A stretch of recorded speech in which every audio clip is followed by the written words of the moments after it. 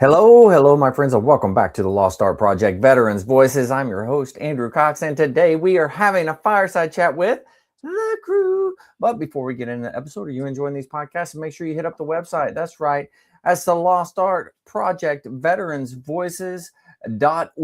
Go check us out, see what we're all about. There's a couple ways that you can support us. And if you do, it is much, much appreciated. Just go check out that website and do the things, see all the things that we got going on. One of the things that we got going on, I'm really excited about this. We have a raffle going on, man. Oh my goodness gracious. Great balls of fire. You guys got to check this out.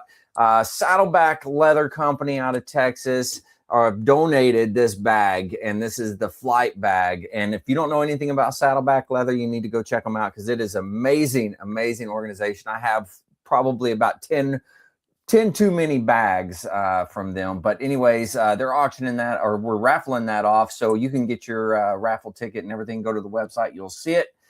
Let's see. Other than that, big shout out to the Till Valhalla Project out there doing amazing things. If you don't know anything about them, go check them out. Even if you do, check them out again. Amazing organization. Find them at tillvalhallaproject.com. Don't forget the Marine Corps League does have VSOs. You can find them at mcleague.org. You can search the VSO locator, or you can just call 703-207-9588 extension 299.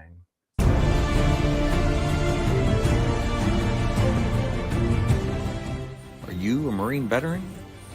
Are you missing that bond you had on active duty? And I have a place for you. Join the only congressionally chartered Marine Corps Veteran Service Organization, the Marine Corps League. Get that brother and sisterhood back in your life. Become one of the fewer, the prouder, a Marine Corps League member.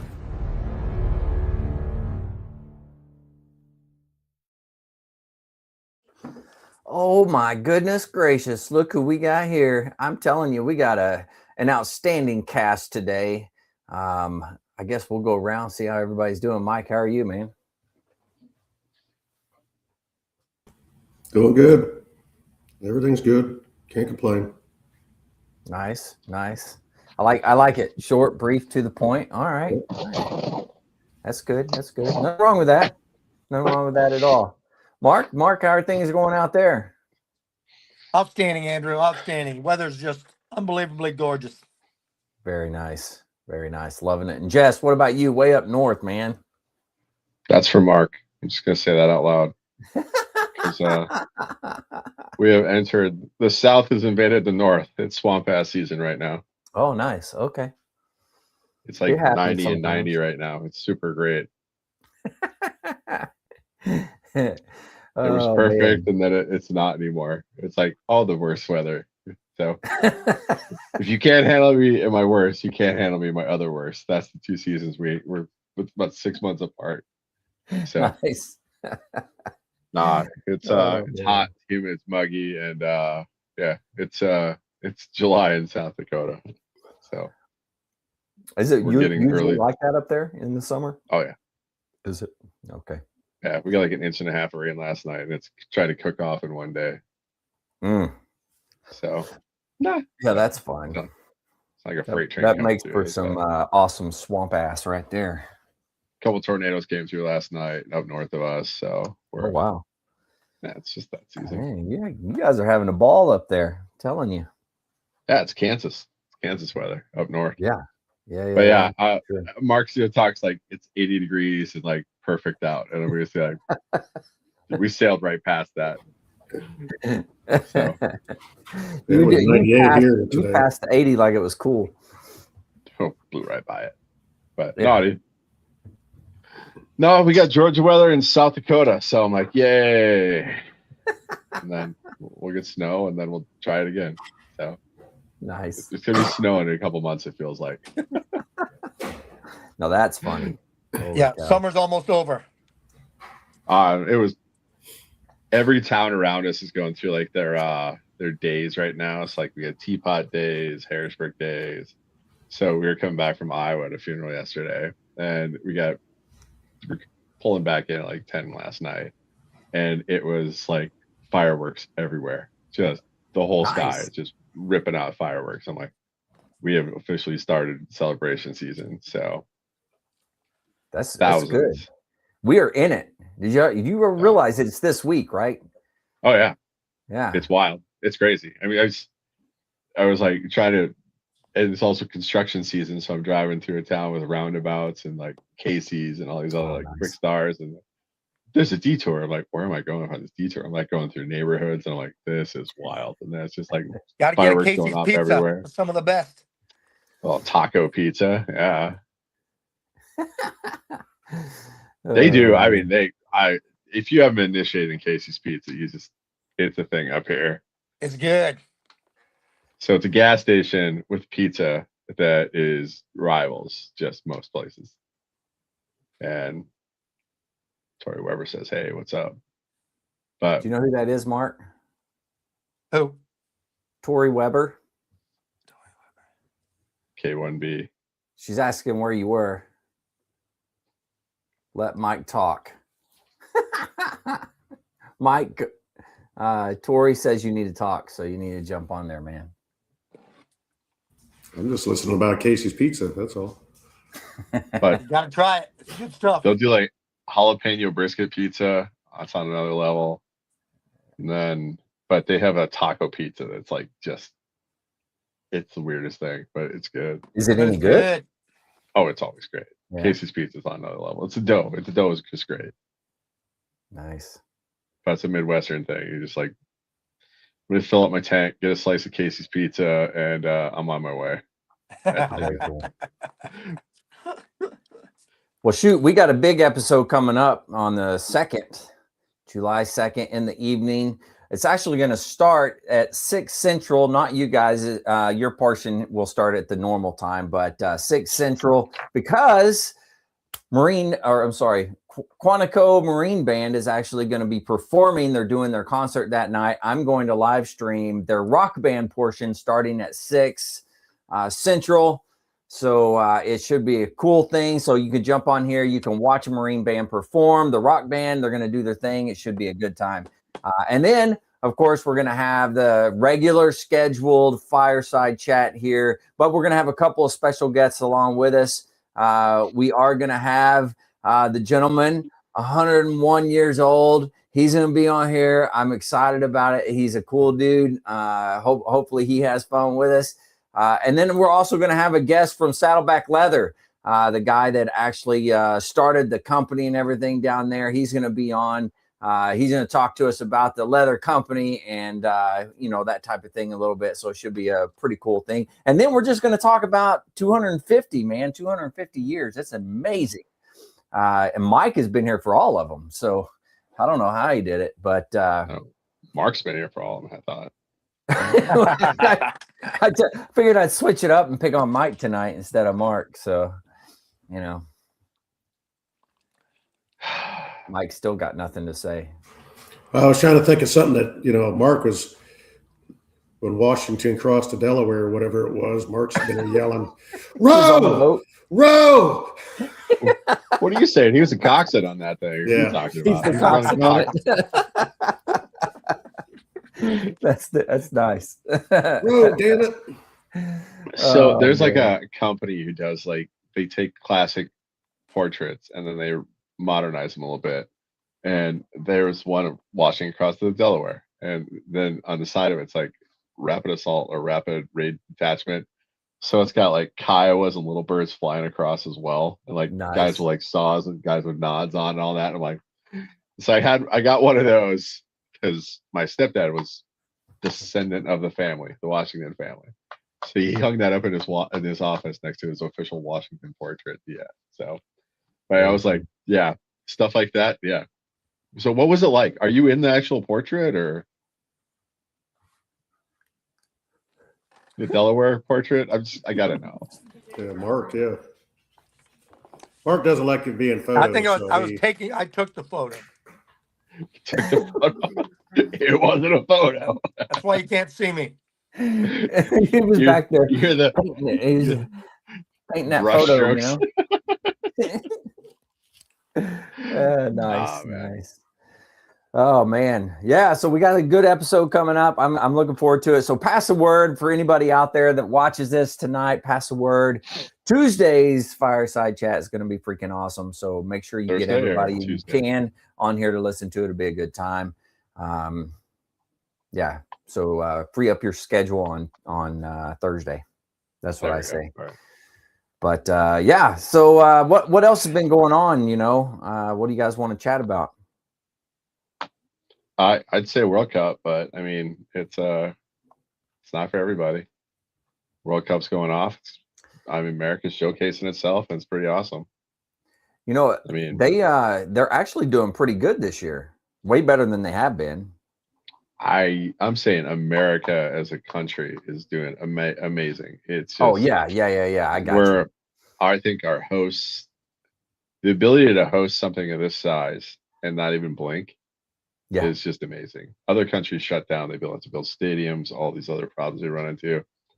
I mean, they were watching some kid, some English dude was in like the Georgia Dome in Atlanta, and he his jaw just hit the floor as soon as he walked in. Like, they play football here, American football here. Yeah. And then he was just amazed you could open the ceiling up to open the roof up, and he was just like, "This is it." Just the European mind can't. They talk about their stadiums in like Barcelona and all these other cities, and just walking into the Georgia Dome is like, yeah, we just call that the Georgia Dome, man. And how many?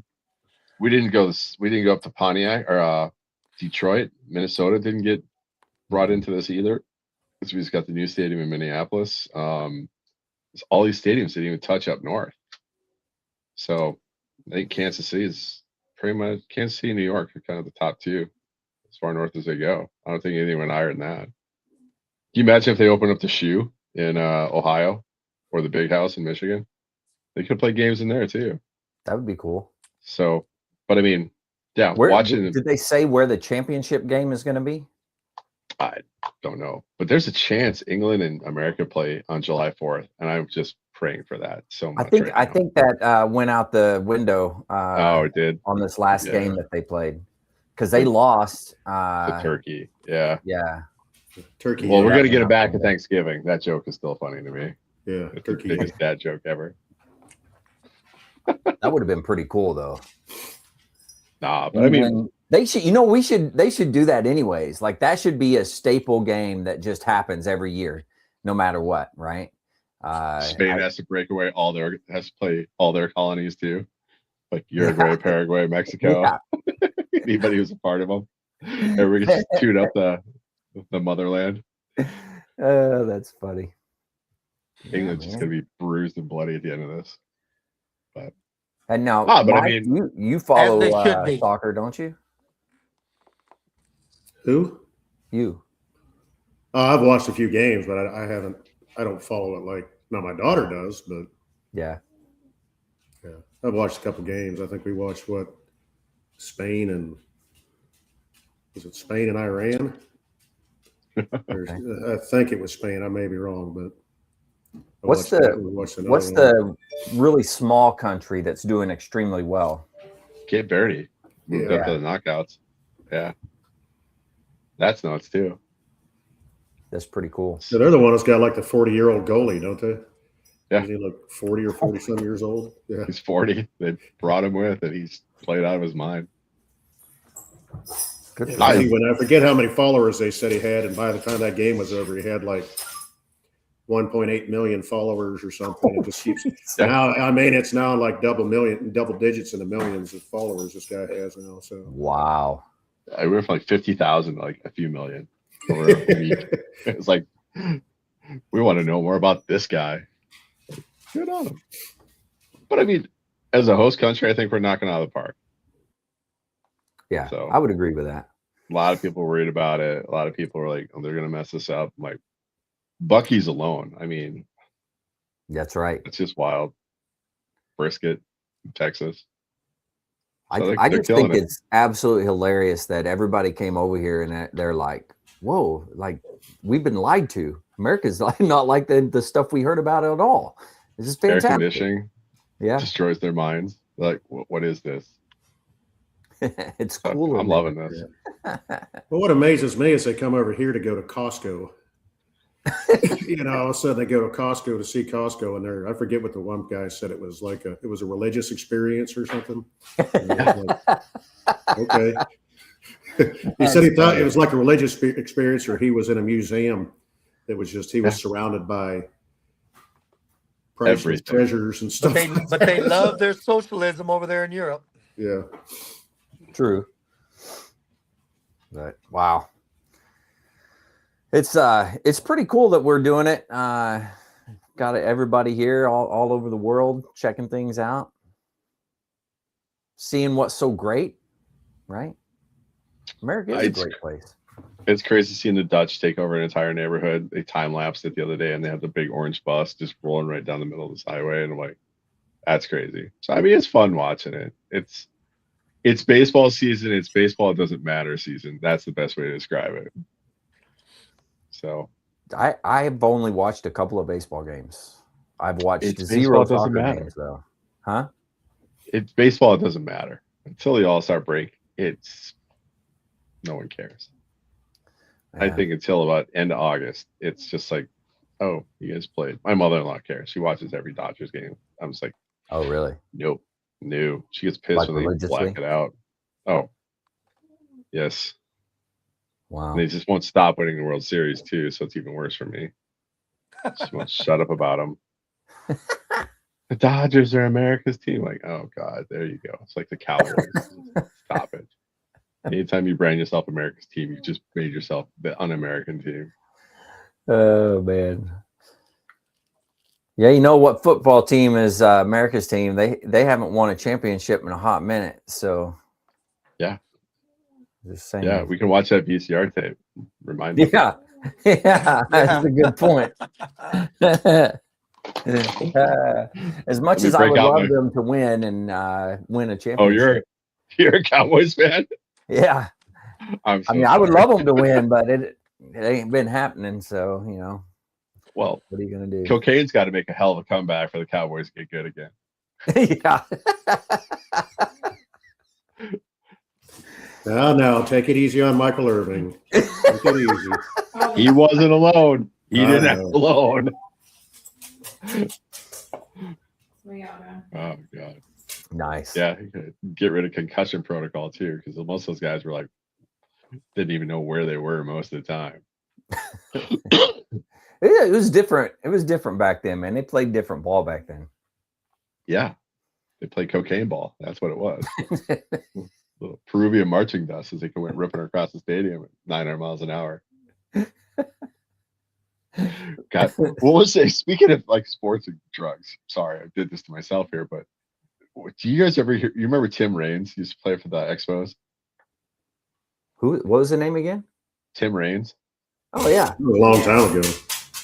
Did you guys ever hear about why he kept on head first like sliding? It was like he would slide different than anybody else because he kept his Coke in the back pocket or front pocket, and he was always worried about breaking it. No, I bought no. Oh, that's yeah. funny. Oh yeah. 80s were wild, bro. Wow. Interesting. Yeah, there's one of the pitchers, I think it was a Pirate. Mike, correct me if I'm wrong. I'm not sure if you're into Pirates baseball, but he pitched a no-hitter, just blazed out of his mind. I think he was like tripping balls. I think he was on LSD completely. He didn't even know where he was just throwing the ball. Didn't even know what planet he was on. I can't remember. I only can't think who that would be. mahogany. It was a lot. It was 70s, 80s. But yeah, that was. I mean, Sorry, you're going to hear my wife talking in the background here. But I can remember like Kent Ticoli and stuff like that, but I don't think it was him. Oh, which pitcher was that? Kent Ticoli was the one that had that funky, like threw sideways, like looked like he was sidearm throwing his that arm almost out of hit the socket every ground. time yeah, like his knuckles drug the ground. But Yeah. Brett Saber, no, what's the Saberhagen? It was like Royals pitcher. He was doing the same thing. Yeah, Doc Ellis threw a legendary no-hitter against the San Diego Padres in 1970. Just high on acid, just completely gone. Doc Ellis. Yep. I mean, I suppose That if you was could like- do it, holy Well, that's when moly. sports were sports back then. All this Sports freaking was- crap and all that. Get the hell out of here. What is there's a movie, it's not about drugs, but a movie from back in the day when they were playing football, all right? And football just came about and they were starting the teams. You know what I'm talking about? Oh, man, I wish I could Leatherheads? remember the name of the movie. What was it? The Leatherheads. Yeah. That's a Clooney. great movie. Man, I Well, love if that you movie. want to talk about what you're talking about, all the drugs and all that North Dallas 40. Oh God. Yeah. The what? North North Dallas. Dallas. North Dallas 40. You'll have to explain that one. Yeah. You know, just like you were talking about all the players on drugs and all Yeah. the crap going on, and Mhm.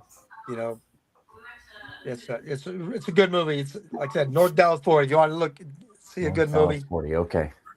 Well, I'll have to Oh, check it's that a one out. movie. I thought you were talking specifically about.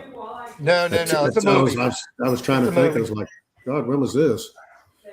There's also a show that I like. It's a TV show series. It's called Brockmire on, I think it's HBO. That show cracks me Not a lot up, of teams, man. a lot of channels. Hey, if you're offended easily or you have children, don't watch it in front of the kids. But So hilarious. there's like some shows in the first 10 minutes, you know, you're gonna love it or hate it. Brockmire is one of them. If Yeah. you can handle the first 10, 15 minutes of that show, it's for you. If you can't, just walk away because it only it only only gonna get worse. continues. They set that tone hard. Yeah, Tim Raines. He had 2 vials of coke in his back pocket. That's why he always slid head first. That's why I just looked it up. That's The crazy. baseball stories. Why didn't you just leave it on the bench, man? Because you never know how long you're gonna be out there for a pitcher change. Okay, you don't know when you need a bump. No, that's true. You never know when you need a bump. You know, you got to She was get spending it. close to 1,000 per week. Before, during the games, you take bumps. Coke. Oh my god! I mean, it's pretty impressive to be able to play like that and still be that high. And Barry Bonds can't get into the Hall of Fame. I mean, are you kidding me? I know, right? Performance enhancing drugs. Would you consider Coke performance enhancing? Well, do you remember when Michael Phelps got he smoked a joint and tested for THC? Yeah. Yeah. And they were trying to get him for a PEB, and I'm like, that's a performance degrading drug. I don't think just let the kid. It evens up the field a little bit because he was winning way too much. Give everybody a chance, man.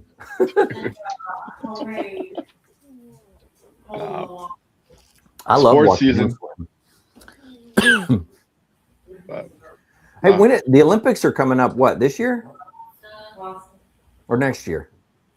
Oh, LA, I think they're. God, when Can't are the remember. Olympics? That'll be pretty cool, though. Mike, did you went to the Olympics when they were hosted last time in, was it LA or no? It was 1984 in Los Angeles. Yeah. 2028. No, there was something else that they hosted. What was it? Was it the Winter Olympics, Mike? You're on mute. I don't know. I can't hear you. I said the one in 2002 in Salt Lake. Yeah, Utah? that's what it was. Yeah. They wanted me to go, and I said no. Wow. First win division, I was like, no, I'm good. Well, Mark, did you go to the ones in '84? No. Nope. Now, were you part of the units that got sent to LA during the LA riots? Oh yeah, 92. Definitely. Tell us, First Marine about Regiment. that. First Marine Regiment. LAR was there. Yeah, so we were supposed to go on a 96 that day, and we had regimental formation. Mm-hmm. We're in Charlie's, and the regimental commander said, 1-1, 2-1. Have a nice weekend. 3-1. Go back to barracks, pack your trash. You're going to LA. So 10 days later, after spending almost 10 days in the Compton Kmart, because back then Kmart sold weapons. Oh, yeah. Yeah. Then we had one platoon was protecting Dow Stereo. I don't know if anyone ever remembers that name. Wow.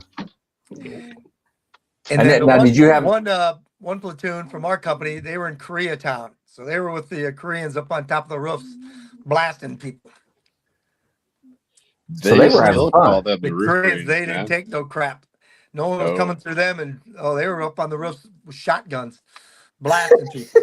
They had Daewoo rifles, man. They were rolling AR styles.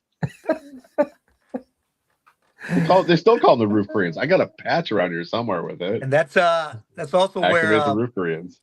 That's there was some 3-1. I think it was state platoon was with the police officers when they were serving a warrant, and the police officer put him in place. Had him say, "Okay," he says, "When I dash across the street, you cover me." He said, "Okay." He started running across the street. Just firing. Is that real? Yeah, that's totally real. I always thought that was like a story, man. No, it was real. We still used it when I was coming up. But you said real. What was the reasoning that they said? Because if I'm not mistaken, you said the cops come back and they were like, "No, what are you shooting for?" It's just so he started running, right, and then they started firing. So he just like whips around, stop, and he goes, "Cover me." That means watch in case something happens. And then the Marines go, "That's not cover me means to us." We still use that story, man. We always thought that was just a joke. No, it's a true story. True story. That was a state platoon 3-1. Because I heard it was LAR. Because I was just like, oh, okay. I think everybody just adopted it, but no, if it was 3-1, you were there. That's funny. Yep. Because they use that all the time. We were talking like, when you're working with somebody else, you got to know what their words mean. That's right. And cover me means different things. They use that story. English is not a common language. Yes. Yeah, that's true. But yeah, the kid with a saw just hosing down windows, right? Yeah. Yep. And I think they continued on down that line too, because over the years, it's like any great story. It just keeps getting elements keep getting back to it. No, that really did happen. It's not, they didn't get that many rounds off, but it was enough for that when they did stop firing. That guy that was they were serving the warrant on, he gave up right away. Yeah. The story was that the guy told us is he called 911, man. He might have. Oh man. He called the emergency line. It's like, help me, I'm being shot at. Like, we know that's us. Don't worry about it. Here's a drive. I thought that was we always thought that was an urban myth. They're just telling us. No, not an urban myth. It really happened. Yeah, because we talk about that in the barracks all the time. You spent your time at Kmart. Is that what you said? Yeah, my platoon was in the Compton Kmart. Ooh. And then did you guys have any run-ins with anybody? Or? No, we didn't. Not when we were outside of Kmart, but when we first got in there, like the first night, we took over all these posts from the National Guard. Yeah. And there was all kinds of gangbangers driving around, so it wasn't it was really just they were having a free for all since they knew they had overwhelmed the cops, and the cops were all so the gangs were just roving around in their vehicles, like cruising really. Yeah. But no one came, got out and started coming near us or anything like that. Oh wow. But we were standing there with bayonets attached though too. Oh, and that was funny. So I get a call. I'm a platoon sergeant, and so I get a call from one of my Marine or the corporals, the corporal of the guard, and there's this National Guard lieutenant ordering my Marine to take the bayonet off. You know, and they were like, "Hey, we don't listen to anybody outside the chain of command," you know. And he told him that, and then the corporal of the guard told him that, and then so I get there and I explain to him, "You do know what the general orders are, right? You know, officers, non-commissioned officers of the guard only. You know, so we cannot take any order about guard or security from anybody except our chain of command. Yeah. You know, your National Guard general could come in here and tell him, and it ain't gonna happen. You know, because and then the lieutenant just couldn't understand it. Said, well, go make your calls. It's not gonna happen. The Marine's not taking that bayonet off until my platoon commander or company commander tells me to take it off. Right. Yeah. Now that's obeying your orders right there. Oh yeah. Yeah. That's good. It's good stuff. No way. The first LAR was commanded by J.F. Kelly at the time, too. By who? John Kelly. Oh, really? Yeah. Oh, I didn't know that. Yep. Wow. And wasn't it the reason the Marines went in was because the governor at the time, wasn't he an old Marine? And he called Reagan directly? Was No, it Bush Pete? directly. Well, Pete Wilson, if that was the governor at the time, was a Marine. That's why he called him in. He went from Federalized him. San Diego's mayor to the governor. Yep. Huh. He said send them. 1,500 Marines with one meth. Wild. Yep. Now, Mark, you were telling us a little bit ago that a Marine was lost at sea. Yeah, I get these. I got this notice on the Facebook that some Marine got lost out off of the USS Anchorage when they're doing workups off the coast here. Jeez. And no other info about it. You know, if they think he jumped or if they don't know what happened. Yeah. Wow. I don't think a lot of people realize how often that happens either. It does. I mean, I guess in comparison to how many people are on a ship and how often ships are out, I guess it's very small related, right? But it does happen quite a bit. Yeah. Percentage wise, it would be very, very small. Yeah. But frequency, it's quite often. How often would you say that that comes about? 2/3 of my Mews had somebody go over the side. No kidding. 3 Mews, 31st and 2 11s. Wow. And second 11, we lost a kid in between Guam and Hawaii, I think it was. Oh. And Jeez. that was lost at sea. Mm. And then we also, I mean, I know it's happened more than once. Because you hear about it about once every couple of years, something's lost at sea. Wasn't it that kid who got jet washed over the side of one of the carriers, drifted and did all like the Marine Corps, the McQuist tricks, and they picked him up and all that? Oh yeah, whole thing. So that was, they use that example all the time. Like, pay attention to this; it might save your life. I'm like, okay. He had to undo his boots. Then he had to take his trousers off. That's not a easy thing to do in the water. And then he had to coverall. He was probably in coveralls too, which is even wilder. I wonder if would coveralls do that? Would it hold air like that? Well, shit, you'd have to go if you got out of coveralls. You're basically freaking buck naked when you're freaking doing this. True. Depending on what month of the deployment you're on, yeah, you might be running commando for a while. Damn.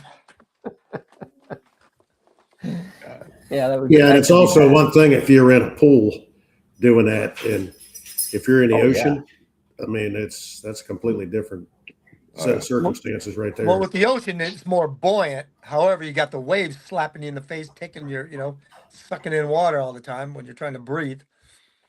Yeah. There's always that. You've been in one emotion, you've been in one ocean. That's the way I always thought about it, because the Indian was a lot different than the Pacific. There were days it was looked like glass, and other days, I mean, Right. it looked like I was staring up at a skyscraper, and that was And it's warm the in the Indian Oh, yeah. Ocean. Yep.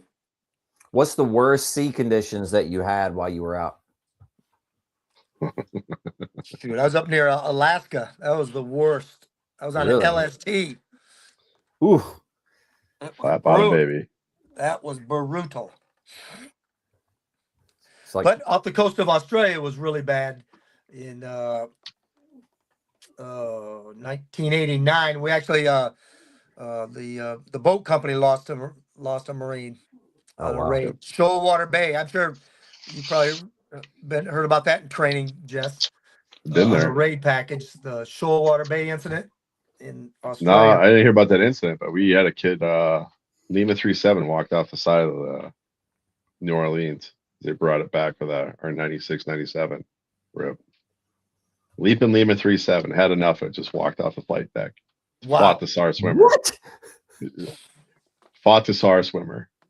He's like, I'm done. He wanted to end it. And so the SAR swimmer goes out, and he takes a swing at the SAR swimmer, and the SAR swimmer's like, all right, I've had enough of this shit.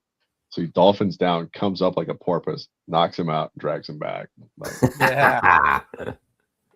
yeah, we're not Nice. playing with this. But I mean, yeah, 3-7. I mean, they were not having a great time.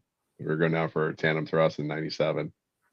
But yeah, but we were hitting a tropical storm, Justin. They brought the 31st MEU. So God bless your simple souls, but the workups on a 31st were just ragged.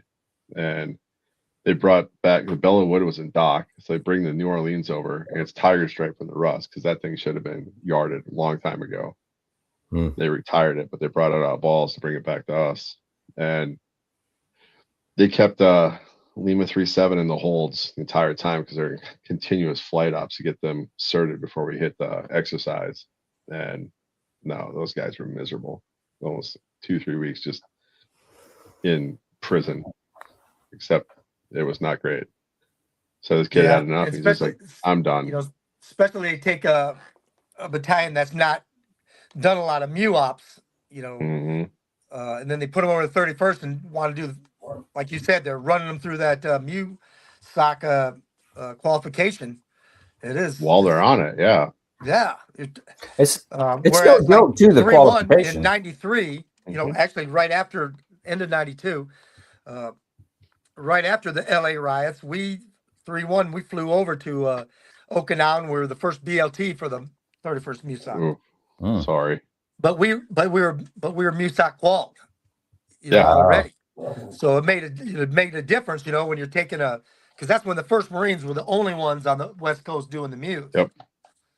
And so they're already trained. You know, they're already trained, so they just got to go work with the 31st MEU headquarters to, you know, get. But that's synced all you up. have to fight on a MEU though, because you got to integrate with the ship and the Fibron staff too. And that was always the biggest problem. Right. I mean, it was the biggest opportunity. I'm saying it wrong. I'm working on your book right now. Okay. So. I know each Fibron does its thing its own way. Each ship has its own personality. Yeah, that's true. It is like when you're leaving from San Diego on a MEU, you know, and you're doing those workups, you get a good Navy Marine team usually built up before you take off. But 31st MEU, like I said, you get what you get, and there's no. That's they weird. go through it so every 6 months, so there is no stand down. There is no like 6-month rip where you just get a break, and that's why the Bella Wood just got broken because it was at sea so much. Right. But the Fort McHenry, there was a bosun Riley, and he was over there forever. He was a warrant officer bosun mate, and the guy was amazing. He just spent all of his time in Japan, just continuously at sea. Forget how many years he said he'd been underway, but it was in the decades. That's crazy. But I mean, the guy, he ran that. He was like the unofficial. He just ran it. Oh yeah, pretty great. they ran. Like I said, they got those chiefs and those you know, those certain people that just they Of ran course. it. They know the Mhm. ship so well. LSDs. But you take a big boat or a big ship out of rotation like the Bella Wood and you bring in LPH. The guys weren't ready for an LPH. Like, this is not, they were not having it. But the workups were always like on Schwab or Hanson or up north too. So we were doing Neo right in front of my barracks at Schwab. Like, I'm just going to stop my room across and grab a soda because I'm kind of thirsty. But we were guarding the front gate of like Camp Schwab, and there was like, it was like one of the fraction units from 29 Palms was up there throwing like grapefruits at us and just beating the shit out of each other. And I was in the LEV, I was in the turret just staring through the sights, like spotting these troublemakers, right? And then I looked behind me, and my fiance, now my wife, was one of the evacuees because she was out of Fatima and she was part of the exercise. So like the guys behind me, the whole platoon, we all knew shit. Like, dude, your fiance is back there. I'm like, what? No, I'm busy, man. I gotta find the grapefruit throwers. But yeah, so she jumped out of 53 and they evacuated her. She was part of the exercise. So Wow. it's wild. But no, I mean, workups in Okinawa are just a mess. And then you had the right conditions too, like White Beach. White Beach is just a mess too. But there was one day we took off and the States didn't hit it right. And so we took off in the morning from the Fort McHenry, and we couldn't get the beach because the surf state was wrong. So they didn't want to bring us back to the Fort McHenry.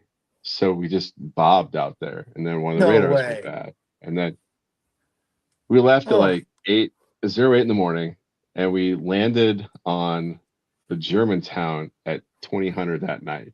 So we were on inside an LAV on an LCAC for 12 hours, just bobbing, like just hanging That's out. horrible. Can we just go?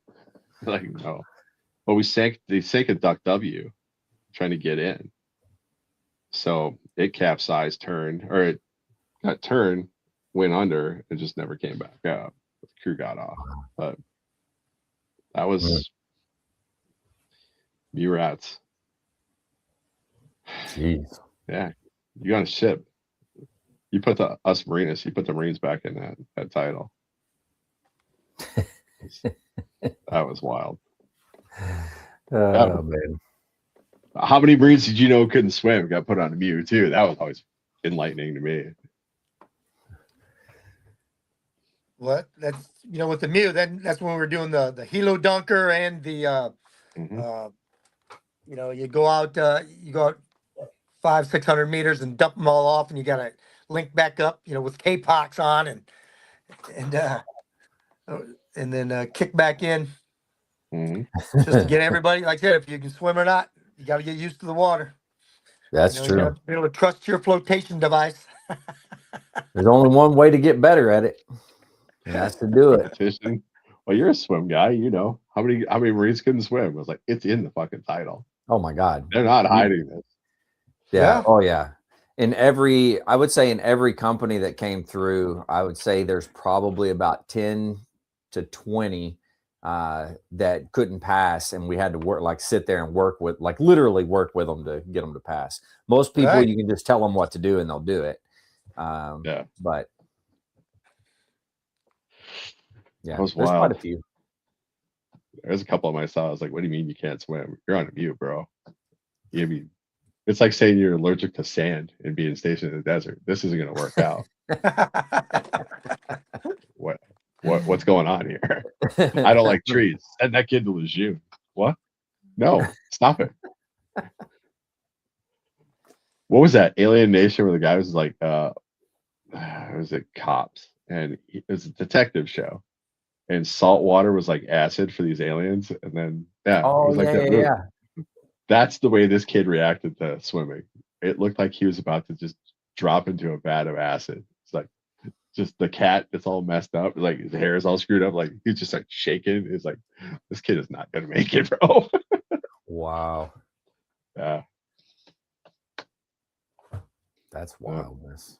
No, that's how it worked. Let's see. Well, we got this raffle going on. It's pretty cool. Have you guys take a look? Have you taken a look at the actual bag itself? Like looked it up? Mm-hmm.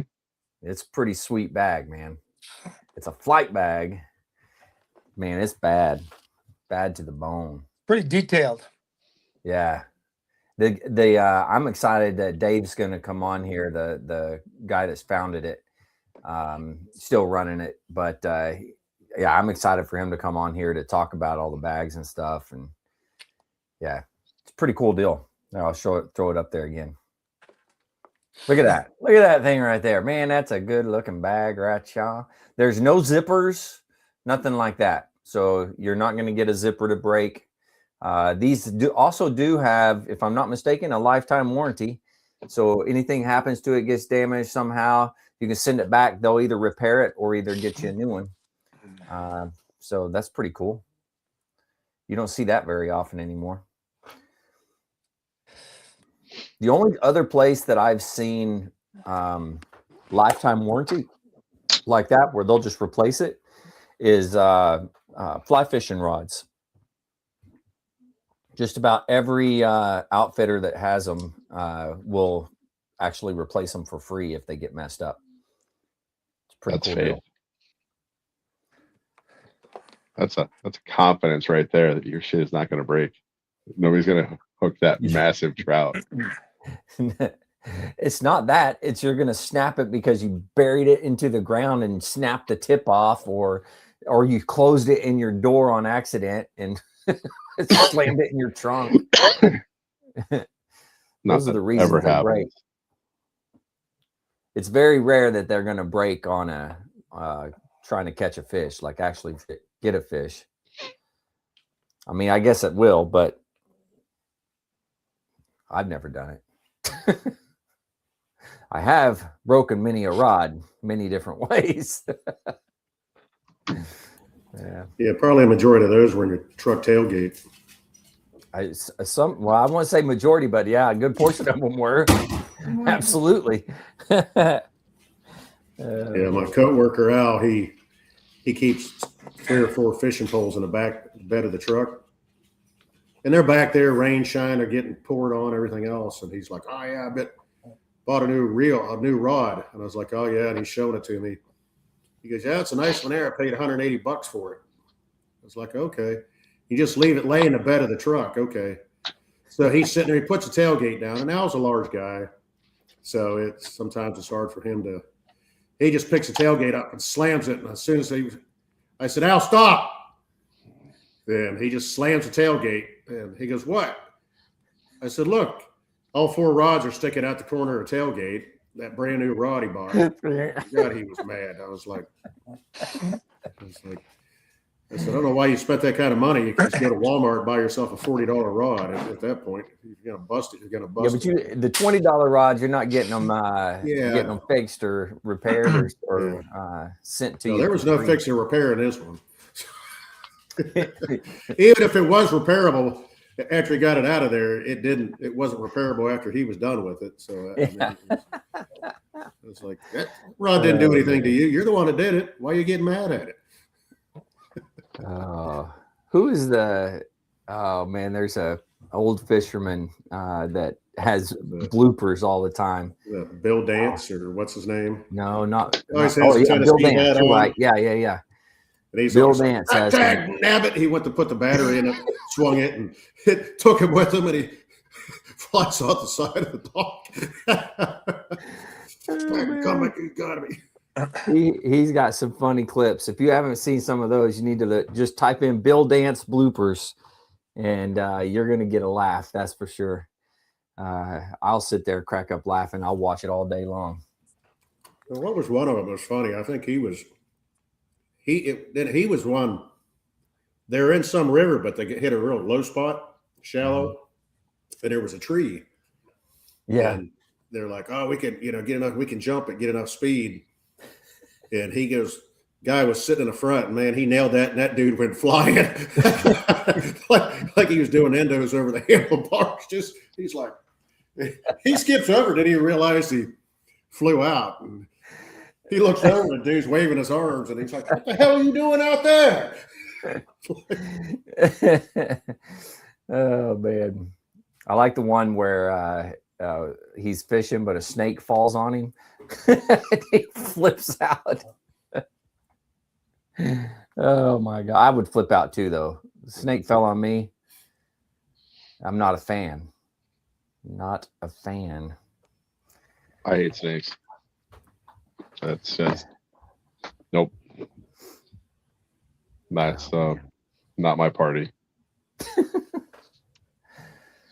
Well, I live in a part of the country where snakes don't exist except for like garter snakes. I'm good with this. they don't have any other snakes up there. Well, I guess it gets really cold. Yeah, up maybe there, some bulls. All right. The wild part about this state is you cross the river and the soil changes so much that snakes will thrive out there. But on our side of the state, they don't. Really? They can't get in the dents. They freeze. It's too cold for them. I'm like, Huh. thank you. I'll take my winters. That's interesting. How many snakes are in Iowa? You guys don't have snakes either. Yeah. No, like I said, garter snakes, bull snakes. Yeah. Shit like that. Rattlesnakes with their dents. Well, there's over by the Mississippi River. There'll be timber rattlers. Well, that's gross. Yeah. You should give that back to like Mississippi then. Yeah. Give it back down. Missouri. Tell them to swim No, down. but no, we don't have those snakes. I'm happy about that. Yeah. Just nope. And pigs, too cold for pigs, except for those like. All right, Mike, how many pigs you got out there? Wild hogs? Yes. Yeah, they're Everywhere. they're bad enough here that there's there's several of them in this area. They got 4-wheel drive jacked up vans, and it's called Hog Patrol and Hog SWAT, and they go out with night vision and just Perfect. Patrol, I am yeah. down with that. Now, and they don't And have AJ, to. you got them out there too, right? Oh yeah, In and here Oklahoma? when they go out Yeah. and they shoot them, they don't have to do it. They just leave them there. Yeah. They don't They're have to like, garbage. take them anywhere. Just bang, shoot them. They're dead. And Yeah, you'll see them here. You'll be driving down the road, and there'll be like a pile of hogs just laying along the side of the road that somebody just wasted and just piled them up. And it's like, all right, But those somebody dang had some things fun breed last so night. fast. Oh yeah, they do. Yeah. There's Well, a lot of them here, though, Like what they will shit. do is, yeah. What's that, Jess? You don't eat them. They taste like shit. Oh, Well, yeah, what no, a lot of you- these guys down here do, they have those big round pens, those drop pens, Yeah. and they can sit there and watch them on camera at night, and they'll come in and they'll be, sows and the piglets and all that stuff, and they'll wait till they can get as many as possible. They've got a corn feeder there, so they're all just pigging down, yeah. and they'll drop it, and they'll leave those hogs in there for a month and a half, 2 months, just feeding them. Yeah, well, that too, but to feed them, and they put them on corn, and it does help the taste a little bit. So they corn feed them, but we had one of just several years ago, one of Kelly's patients, that her husband, he's one of these groups that goes out and shoot hogs, and he literally, when he went home, he came back with like 2 coolers full of hog meat, like hog, and he goes, here's some hog, take it. He said, but make sure you soak it in pineapple juice and oranges for at least a week. yeah, to make it break all down. Yeah, get that because it's real. I mean, it's so strong and gamey. When you hear something that like wild turkey compared to a turkey you buy has a gamier taste, or like goose or something. Mm-hmm. You taste a hog like that, man. It's like you're eating freaking. It's like it's literally tastes like manure if you could taste it. It's like it's so strong and it stinks. Really? It's like boiled assholes. They'll just soak them in pineapple juice and orange juice, and wow. There's no like, reason I have to go through that much. It ain't no worth reason it, whatsoever to eat those things. Nope. Agreed. Well, if you didn't have anything else to eat, I could see it. But the big thing down here is once you get hogs in an area, they'll destroy that whole entire area. Oh yeah, they're gone. Yeah. They'll just ruin everything and crops. They'll destroy do it. all kinds of stuff. So they're like, some jackwagon up in Canada started crossbreeding like the Polish boars, and they're coming south now. So we're in the middle. So they're coming across North Dakota, and they think these things will be able to withstand the cold now, because that used So to be somebody like a did that rare on purpose? I think they tried to do something. Every once in a while, you see an elk farm out here too. You see like a bunch of elk. You see like the 8-9 foot fences. You're like, okay, they have something crazy in there. Then you see like this giant bull elk come like wandering out. Like they're raising them for like specialty things here. Somebody's trying to do that with those boars that they got out and they crossbred over, and now we've got the White Walkers of the Great White North coming down. I mean, Well, what happened in West Virginia? There was a guy probably 40 years ago did that. He brought like Russian boars and stuff. That bullshit right there.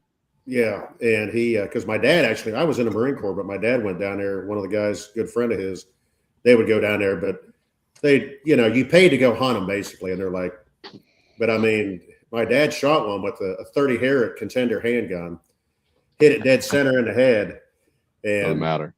just stood there and shook its head like that and kept running. And it was coming down to one side of the hill into a valley, coming up the other side. He hit it, from where he was standing to where he hit it wasn't but 50 yards, but it had to go down and come right back up. And he said that thing was in 4-wheel drive trying to get up the other side to them. It was a single shot, so he popped open it, stuck another one in, hit it again in the head, still didn't do anything. Yeah, so finally other guy, well, it was actually the guy that owned the place. He had a 300 mag and popped it, and so he that said put it it down. just plowed in the ground like a bulldozer. But I mean, it had tusks on it, like yeah, they were like that long. It's like, good Lord. But and he once they did get that. into it, I know they they'll break you actually had an apart. issue with that. A bunch of them got out. They got loose. So yeah, well, I'm not down with any of that. I think we'll call this one a night here, and we'll just jump into our closing sequence here. We'll call this Words of Wisdom.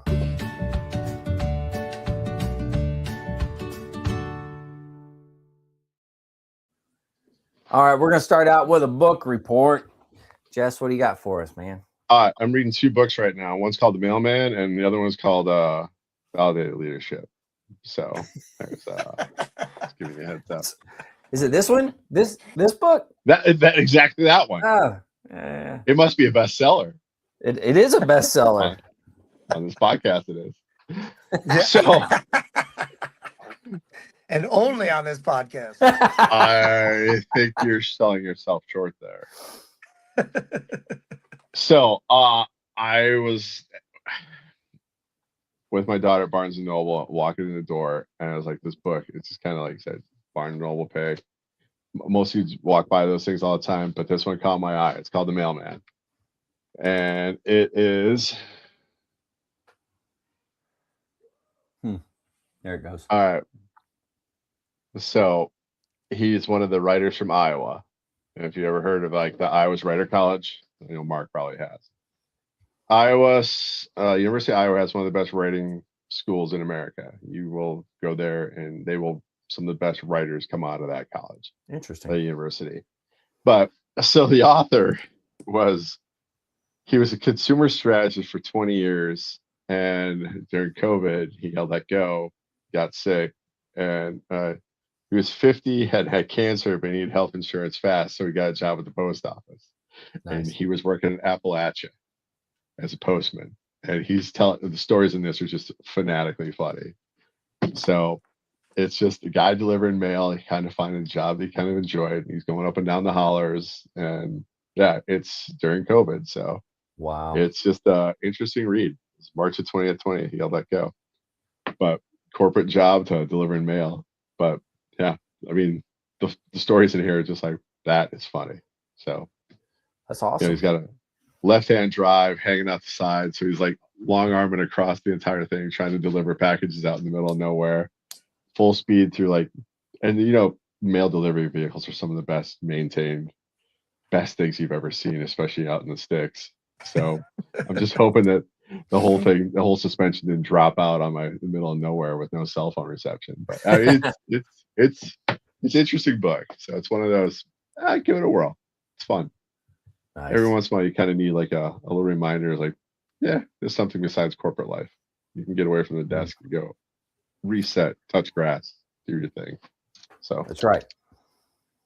I like it. Well, we're gonna have to do a book review on a certain book that I know. It's called Validated Leadership. In case anybody is wondering, I think you can get it on Amazon. On the Amazon. Validated Leadership, tested, proven, and trusted. I said it backwards. But all right. With that, Mike, what do you got for us? Hey, somebody was supposed to say that's validated leadership. You missed it. I'm sorry. Wisdom consists of the anticipation of consequences. Okay. Yeah, I can see that. All right. I like it's no humdinger, but the one I had, I lost, so I couldn't find it. So, yeah. Well, that one was good. I liked it. I liked it a lot. Sergeant Major's getting serious looking now. I know he's getting He's cracking his knuckles. We all know what that look means. We all know.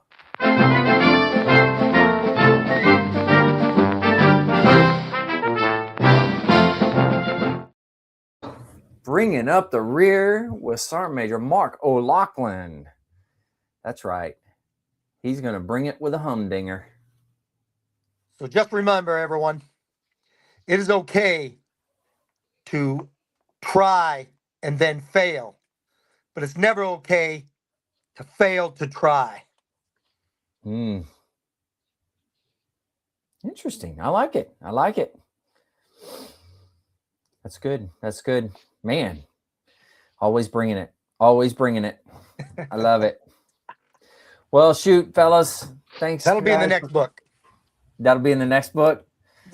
But you have to know that there's a book out now, Validated Leadership. I don't know if you can see that.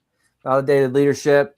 It's by a guy I know that he has a lot of humdingers. So just in case anybody's wondering out there, Amazon, look it up. Seems to be popular. Look at there. Mike, say it, man. Say it. Validated Leadership. I heard you can find it on Amazon. The next book is going to be Humdingers. I think Invalidated Leadership should be funny. It should be the comical relief to this one. Oh, that could be pretty good. That's. I've been getting a bunch of emails from Marines that I used to serve with, and they're like, "Hey, did you put in there about this or put in there about that?" I go, "No, but send me a clip. Send me an email with all the story that you're talking about, so I can put it all together." Yeah, that'd be good. I won't name the company, Weapons 2-4, but we got lost on the way to the land nav course in Fuji. This is just the most amazing thing. It will never leave my mind. January of 1997, getting lost on the way to the land nav course. On the way to the land nav course. Yes. Well, it's a good thing they were going there to get squared away, Yeah, except he didn't take the course. Naval Academy grad. Names will not be named. That's good stuff. All right. Well, with that, guys, thanks. Truly appreciate it. To everybody out there, if you're struggling, need help, anything like that, don't forget the VA does have some good resources. You can always dial 988, press option 1. You always text. That's the wrong one. You can always text. I'm not on it today. 838-255, or go to veteranscrisisline.net. Click on that chat icon. Any of those options will put you in contact with somebody that can help you out. And remember, one veteran life lost is one too many. I care about you. The crew cares about you. The whole veteran community cares about you. So please reach out for help. And if you're out there, you're not struggling, reach out to the buddies you served with. Ask them how they're doing. And if they need that helping hand, please give it to them. All right, fellas, one last time. You guys rock. I don't care what anybody says about you. To everybody out there, stay motivated. Change your socks.